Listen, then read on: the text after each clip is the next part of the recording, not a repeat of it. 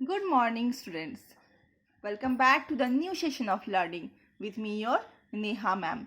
We are doing chapter number 7, that is directing. In the last video, we had done formal communication, one of the form of organizational communication. In today's video, we will do informal communication. Okay. I had shown you the figure how it is further divided. It is divided in gossip, cluster, single strand, probability. Okay, I will show you the figure of all the communication. This is called gossip communication, this is called cluster, this is called single strand, and this is called probability. These are all the diagram. Children, you have to make the diagram in examination. Okay, तो let's start with informal communication. सबसे पहले हम meaning जानेंगे कि informal communication होता क्या है. ठीक है, तो इनफॉर्मल कम्युनिकेशन का मतलब होता है कि हम लोग का जो बातचीत होता है, ठीक है, अनऑफिशियल मैटर में जो बातचीत होता है वो पर्सनल भी हो सकता है या फिर कोई अलग रिलेटेड मैटर्स भी हो सकते हैं. जैसे जो एक ही ऑर्गेनाइजेशन के लोग हैं जो कहीं कहीं पे मिलते हैं, फॉर एग्जांपल कैंटीन में मिलते हैं, ठीक है, तो उनका जो कॉमन इंटरेस्ट होता है, फॉर एग्जांपल किसी का क्रिकेट में इंटरेस्ट है, किसी का पॉलिटिक्स में इंटरेस्ट है, किसी का मूवीज़ में इंटरेस्ट है, जो अपने इंटरेस्ट की चीज़ों को बातचीत करना स्टार्ट कर देते हैं, इसको हम लोग बोलते हैं इनफॉर्मल कम्युनिकेशन. ओके, तो ये कहीं भी हो सकता है और ये अनऑफिशियल होता है. ठीक है, इन informal communication between different members of organization who are not officially attached to each other is known as informal communication. Informal communication वो होता है कि जो फ्रेंडली टॉक नहीं होता है, डिफरेंट मेंबर्स के बीच में टेक्स प्लेस होता है, और इसमें क्या होती है कि वो लोग ऑफिशियली एक दूसरे से अटैच नहीं होते हैं. ठीक है, जैसे मान लो एक प्रोडक्शन मैनेजर है, दूसरे प्रोडक्शन मैनेजर से बात कर रहा है, तो he is officially attach and the talk will be official, but here the talk is unofficial and the all the persons, all the members, यहाँ पे जितने मेंबर्स दिखाए गए जरूरी नहीं है कि वो हो सकता है इसमें से एक प्यून हो, ठीक है, इसमें से एक वर्कर हो, इसमें से एक लेबर हो, इसमें से एक मैनेजर हो, इसमें से एक टॉप लेवल के मैनेजर हो. ठीक है, तो इस तरह से इनफॉर्मल कम्युनिकेशन में लोग जुड़ जाते हैं. ठीक है, इसमें होता है सोशल इंटरैक्शन. ठीक है, सोसाइटी के बारे में अगर कुछ बात हो गई तो उसको हम लोग क्या बोलते हैं, सोशल इंटरैक्शन. देन इसमें और क्या हो सकता है, फ्रेंडली टॉक्स हो सकते हैं, नॉन ऑफिशियल मैटर्स में बात हो सकती है, जैसे मैंने आपको कहा कि टेम्पल्स के बारे में बात हो गया, फिर करंट न्यूज़ के बारे में बात हो रहा है. ठीक है, बातचीत तो कहीं से भी स्टार्ट जाती है, कुछ पर्सनल मैटर्स में हो रहा है. ठीक है, any matters. Okay, but it should be non official.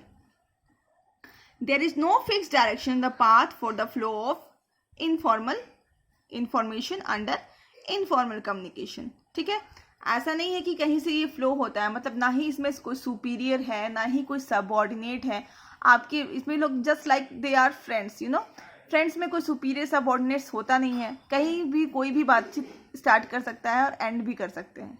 Okay, तो यहाँ पे कोई भी डायरेक्शन बोल लो, ठीक है, वो डायरेक्शंस नहीं होता है कि कहाँ से बात स्टार्ट हो रही है, कौन बात पहले करेगा, या फ्लो ऑफ डायरेक्शन कहाँ से होगा, ये सब इसमें नहीं पता चलता है.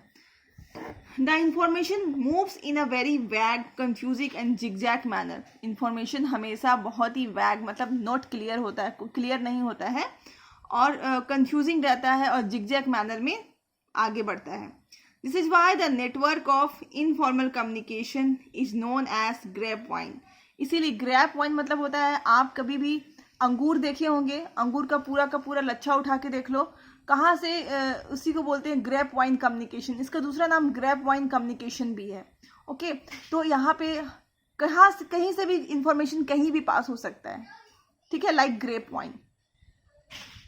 There is no fixed source of information under informal communication. Informal communication में ना डायरेक्शन है कि किस डायरेक्शन में इंफॉर्मेशन पास होगा, ना ही हमें सोर्स का पता चलता है कि कहाँ से इंफॉर्मेशन जनरेट हुआ है. ओके, अब हम सेवरल सिस्टम्स देख लेते हैं इसके.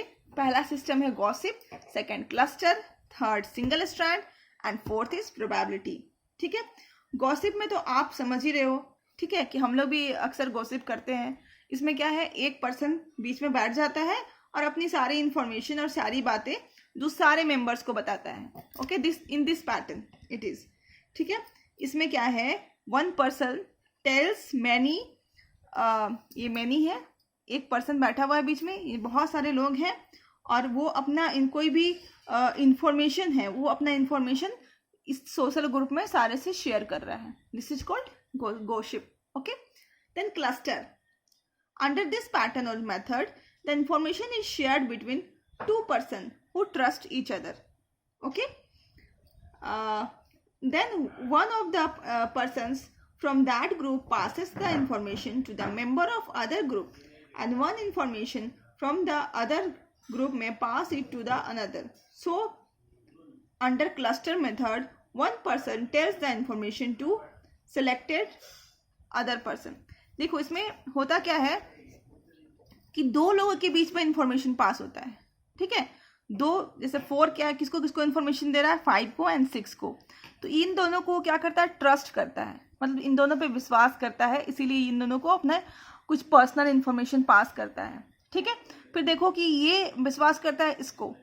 ठीक है, तो ये इन्फॉर्मेशन यहाँ पास हो जा रहा है. फिर अगेन यहाँ पे इस ग्रुप से ये भी दो लोग को विश्वास करता है, तो यहाँ इन्फॉर्मेशन पास कर दिया, इससे यहाँ इन्फॉर्मेशन पास हुआ. इस तरह से यहाँ पे ग्रुप बनते चले जाते हैं और इन्फॉर्मेशन पास होता चला जाता है.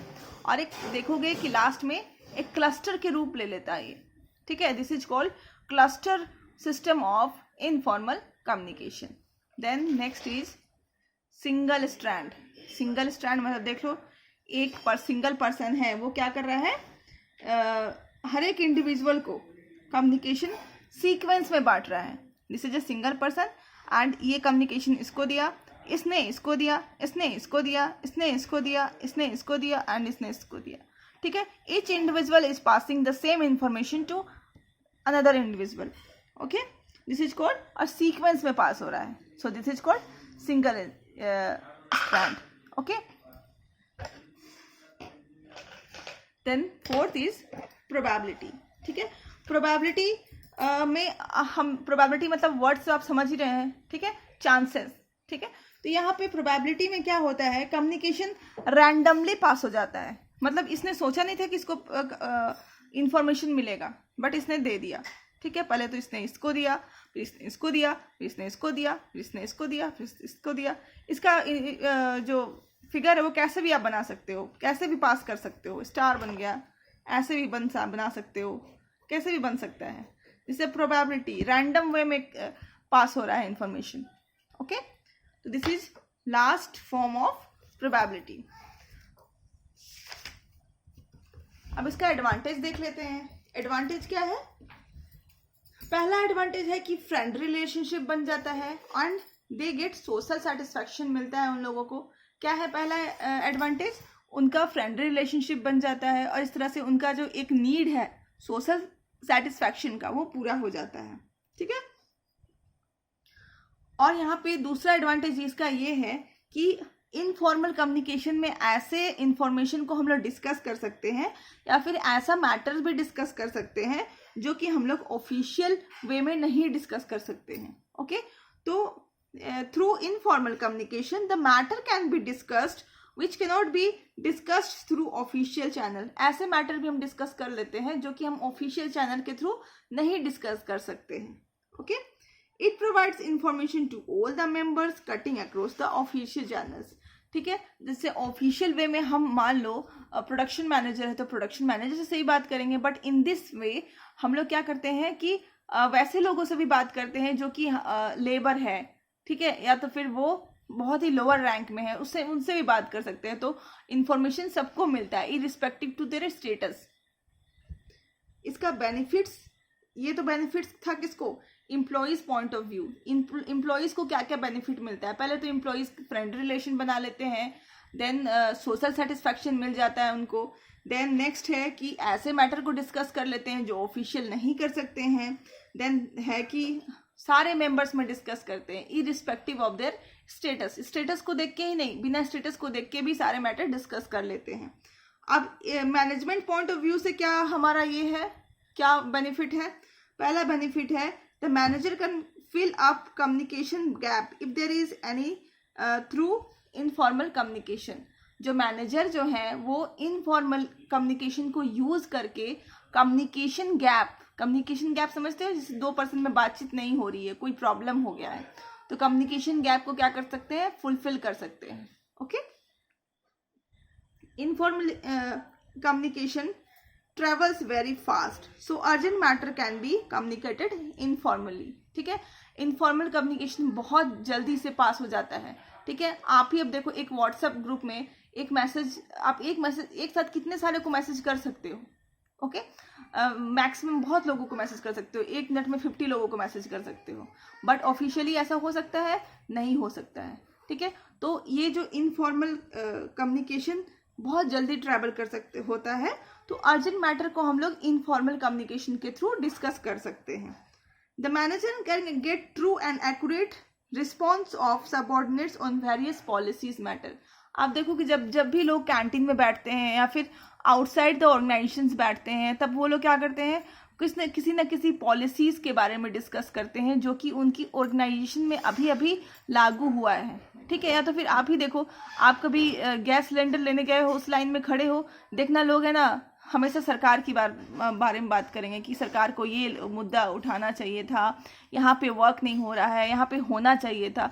तो इस तरह से आपको एक्यूरेट उनका जो सोच है या फिर सजेशंस बोल लो, या फिर वो क्या सोच रहे हैं, ये चीज़ जो है उनको एक्यूरेटली मिल जाती है। Okay, informal communication provides emotional relief to employees and result in reducing union and management problem।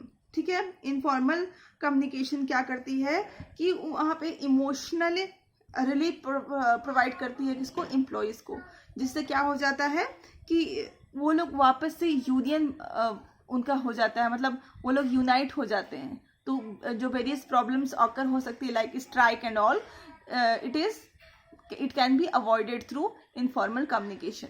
ठीक है, अब इसके डिसएडवांटेज क्या है। सबसे पहले डिसएडवांटेज है कि अनसिस्टमेटिक मैनर है, ये सिस्टमेटिक मैनर में फ्लो नहीं करती है, बड़ा ही अनसिस्टमेटिक मैनर। आप सारे डायग्राम को देखो, ये बहुत ही अनसिस्टमेटिक मैनर है।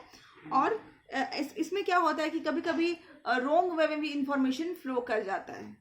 ठीक है, informal communication helps in spreading rumours and false effect. कभी कभी अफवाह जो उड़ता है उसका भी रिस्पॉन्सिबल कौन है, informal communication.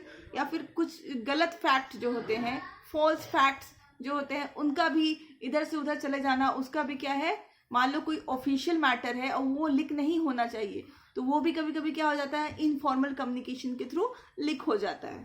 Okay, responsibility can not be fixed as a source of information can not be known. हम लोग इसके पहले वाले में क्या पढ़े थे कि हमें सोर्स ऑफ इंफॉर्मेशन पता चल जाता था कि कहाँ से ये इंफॉर्मेशन आया है, तो हम लोग उसी हिसाब से रिस्पॉन्सिबिलिटी फिक्स कर पाते थे। But here no source of information is okay, तो no source of information is provided, hence we can not fix the responsibility. The confidential information may be leaked under information communication. ये तो मैंने आपको पहले बता दिया कि इंफॉर्मेशन में कभी कभी कॉन्फिडेंशियल होता है, जो कि हम लोग अपने फैमिली मतलब जो फैमिलीज होती हैं, मदर फादर पेरेंट्स, इनसे भी शेयर नहीं कर सकते। कुछ कुछ इन्फॉर्मेशन ऐसे होते हैं, कुछ ग्रुप कुछ ऑर्गेनाइजेशन होते हैं, जैसे IB हो गया जो रॉ में काम कर रहे हैं, और जो इस तरह के जो ऑर्गेनाइजेशंस होते हैं वहाँ पे क्या होता है कि अपनी फैमिली को भी कोई बात नहीं बताना है। ठीक है, तो इनफॉर्मल कम्युनिकेशन के थ्रू बहुत सारे कॉन्फिडेंशियल मैटर्स क्या करते हैं, लीक हो जाते हैं। ठीक है, तो these are all the disadvantage. Okay guys, and the thing is this, ये जो है डिफरेंस बिटवीन, ये आप लोग बुक से करोगे, एंड अगर आपको समझ में नहीं आएगी तो आप मुझे मैसेज करना कि ये समझ में नहीं आ रही है, then I will make the video on this. Okay, and दूसरी चीज़ जो आपको बताना है, इस बार due to pandemic corona, corona बहुत बड़ा असर है, मेडिकल इमरजेंसी है, जिस वजह से आपका 30% सिलेबस क्या हो गया है, कट हो गया है।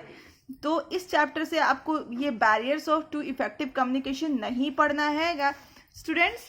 And the second option which is second topic which is related in this chapter is improving communication effectiveness. मतलब इस बार 30% जो सिलेबस आपका डिलीट हुआ है उसमें इस चैप्टर से 2 टॉपिक आपको नहीं पढ़ना है।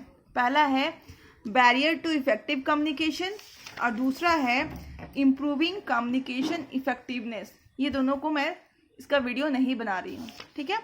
और ये देखो आपका यहाँ पर ये चैप्टर एंड हो जाता है, ठीक है। So I will do in the next video controlling. Okay, so keep learning, stay safe, and thank you.